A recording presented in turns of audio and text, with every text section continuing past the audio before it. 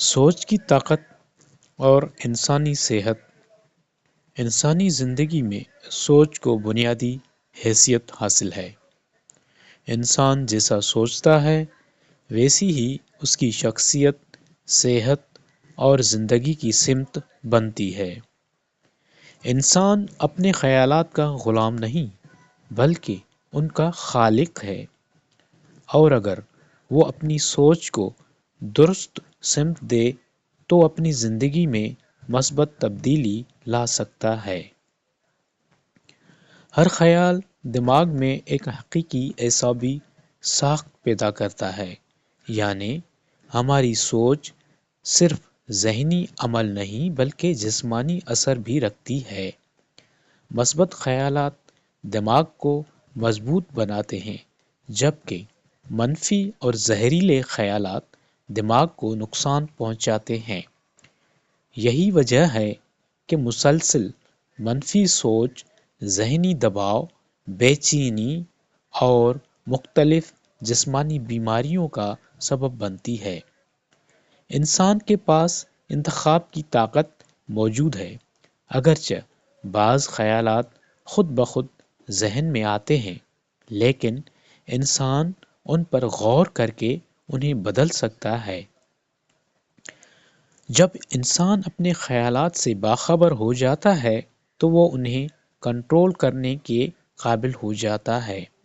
یہی آگاہی تبدیلی کا پہلا قدم ہے، کیونکہ جس چیز کو پہچانا نہ جائے اسے بدلا نہیں جا سکتا۔ دماغ ایک جسمانی عضو ہے، جبکہ ذہن سوچنے اور فیصلہ کرنے والی قوت ہے جو دماغ کو ہدایت دیتی ہے۔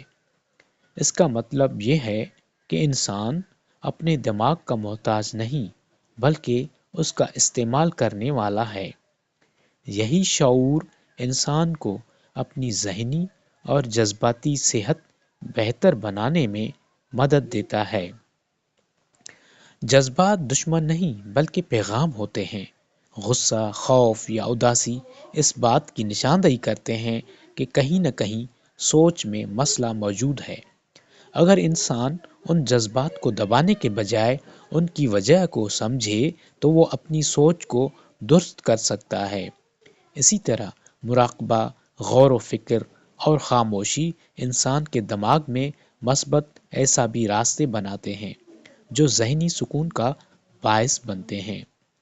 زہریلے خیالات کو بدلنا فوری عمل نہیں بلکہ وقت اور مسلسل مشق کا تقاضا کرتا ہے۔ جب انسان سچائی، محبت اور مثبت نیت کے ساتھ سوچنے لگتا ہے تو اس کی زندگی میں سکون، مقصد اور اطمینان پیدا ہو جاتا ہے۔ ہماری زندگی ہمارے خیالات کا عکس ہوتی ہے۔ جب ہم اپنی سوچ کو شعوری طور پر سنبھالتے ہیں تو نہ صرف ہماری ذہنی صحت بہتر ہوتی ہے بلکہ ہماری پوری زندگی مثبت سمت میں بدل جاتی ہے۔